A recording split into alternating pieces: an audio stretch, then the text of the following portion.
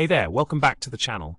Today, we're diving into a peculiar problem involving file sharing on LAN from a macOS Catalina server to an Apple TV using VLC. So here's the problem. Our viewer could only view one video file per folder once before being unable to access any other file in that folder. Quite the head-scratcher, right? Now, let's get into the solution. The eureka moment came when the viewer realized that the home folder permissions on the Catalina server were set incorrectly at 777.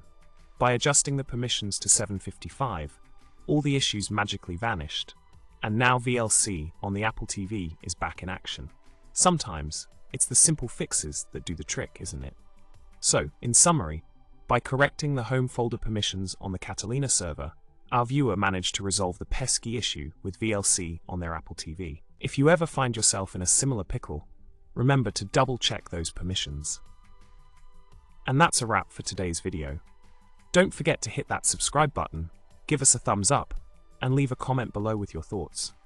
Until next time, happy streaming.